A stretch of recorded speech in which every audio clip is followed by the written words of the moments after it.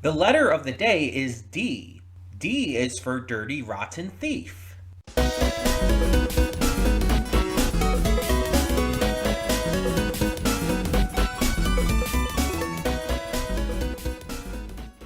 Hey everyone, welcome to Princess Gay. I'm your host Connie, and today we are here with stealing the world's most expensive necklace puppet history. This is a donation reward for Isabella, and yeah, this is an interesting sounding one that I've kind of wanted to check out for a bit, but just kept putting off. Um, so there's kind of two vibes that this gives.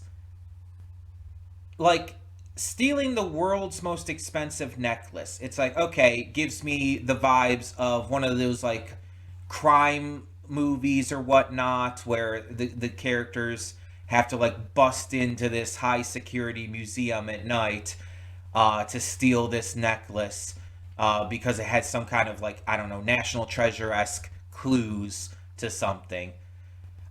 But then puppet history, and it's like, oh, so Elmo's gonna break into this high security museum at night, and it's just like that's what I think of when I think of that kind of thing. It's like I think of Sesame Street and stuff like that with in terms of like puppets and whatnot. Um, and mind you, part of that's just because I grew up with Sesame Street and everything. But I've seen other like puppet things too. Like obviously the Muppets is another one I grew up with. I don't know why Sesame Street is the first thing I think of, but yeah, it's just it's a wild thought because when you're thinking about like stealing the world's most expensive necklace, puppets do not come to mind. But I assume this is just being told through the medium of puppets, making it like more accessible to people. Because I feel like it'd be a lot easier for a lot of people to digest than like, oh, let's watch a, I think it's almost 30-minute video about this time someone stole or tried to steal the world's most expensive necklace. It's like that alone, it's like I feel like could get some attention, but you suddenly throw in puppets and it's like, oh, there's going to be a lot more people interested. Just for the curiosity of it, you know? Um I assume Puppet History is probably a series of videos here on YouTube where they use puppets to express like these different stories of things that happened throughout history. And in terms of a story like this could have happened like at any time period because necklaces and jewelry like that are like timeless. Like they've existed throughout all of human history in some degree or fashion. So like this absolutely could take place at any time period. It could be modern, it could be hundreds of years ago, it could be in the ancient past. I have no idea. And because I have no idea what the world's most expensive necklace is or was or whatnot. I have no clue. I don't usually pay attention to stuff like that. Um, but again, the puppet aspect of this makes me a lot more curious than I would be otherwise, and I would already be pretty curious. But that aspect definitely like bumps it up a bit just to see how this is portrayed through puppets. Um I'm very curious about this. Also, is this going to be like very safe for work puppets like you typically think of a lot of these like puppet things are, or is it going to be like surprisingly not safe for work? And I'm not talking about like sexual or anything like that. I'm talking more like violence and language and everything like that. Like is there going to be like a lot of swearing and blood and shit in this? um or just mature topics in general, cuz that would be wild as fuck. um I'm very curious as to like what audience this is trying to appeal to. Because puppets are usually seen as more for like younger audiences like kids, but a story about stealing the world's most expensive necklace does not seem like a thing that you would normally talk to kids about. So I guess we'll see. I am definitely interested. I am definitely curious let's get this going.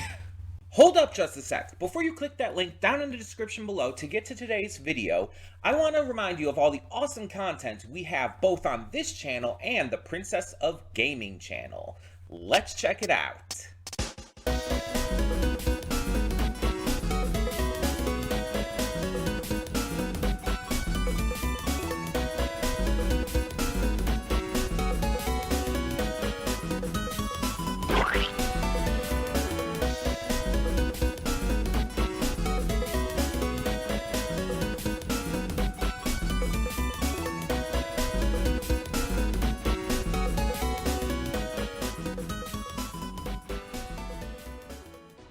And we are back, and we'll begin with spoilers in 3, 2, 1, now. Well, that was interesting. I will probably not remember most of this, but it was definitely interesting. I like how there was the quiz aspect of it, so it's like you could like play along, even though you didn't necessarily have any idea what the answers might be. Both in terms of me and the two people playing. It was definitely very interesting. I can't believe I got it correct that was Marie Antoinette. I guessed. I didn't even know if it was the right time period. I just guessed based on the first thing that came to my mind.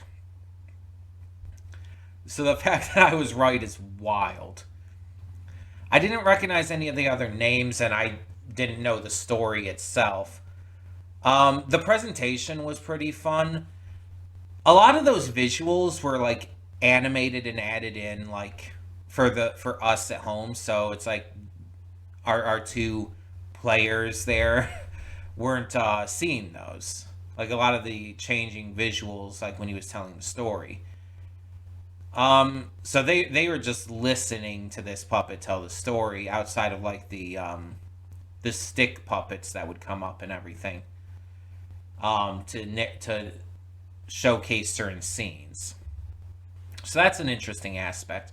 I also wonder if during the diamond necklace song thing, I wonder if there was actually music playing during that. I wonder if like the puppeteer, the guy who does this, put on some music while doing the singing. Or if it was just him singing and the music was added in post. Kind of curious about that. It wasn't bad. It's like it was neat, but yeah. I wasn't keeping track of how many points I ended up getting from my guesses. I think I had around 2 or so as well. So, um,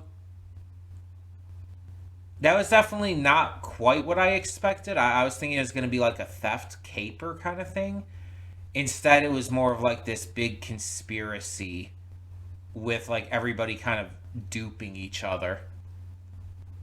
It was a lot different than what I was going into thinking this was going to be. So there's definitely other puppet history things you could tell based on the ending bit where it showed like more puppet history and stuff.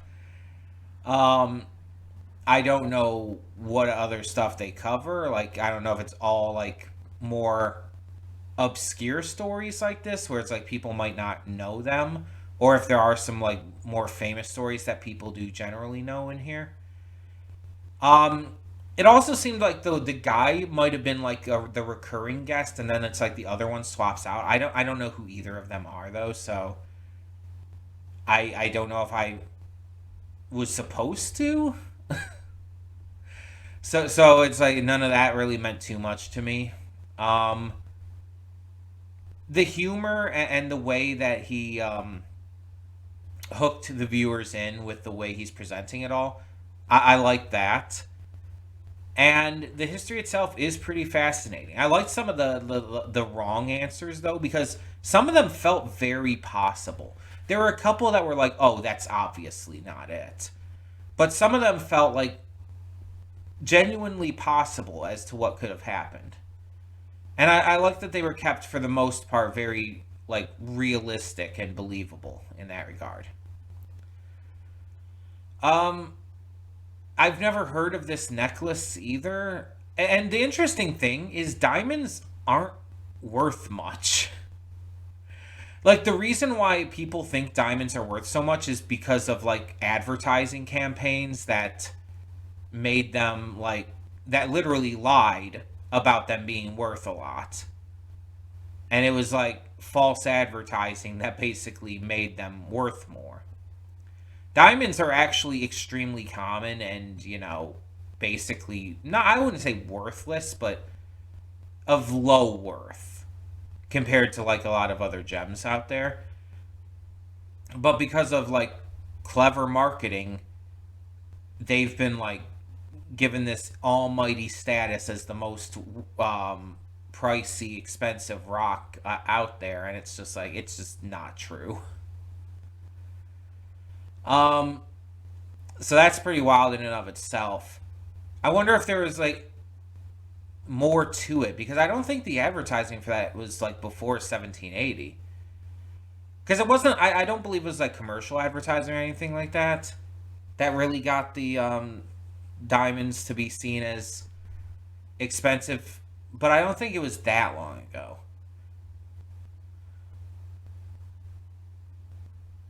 I don't know. I've heard the story a couple times, but I don't know like the time period it really became a thing. Of course, different specifications and everything with different countries also might do things with that, and they might have been like some kind of rare like version of a diamond, some kind of rare specific diamond. I don't know. Um, but yeah, it's very interesting, and I feel like there's a lot more that you could have learned from this, but has to keep it brief enough. And like he basically said, it's like go out and look up more on your own if you want to know more. It's really that simple.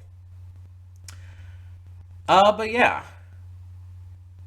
interesting nonetheless. I'd love to hear your thoughts on it. Thank you for donating for this, Isabella. And for now, I'm Connie and I'm signing off. See y'all next time.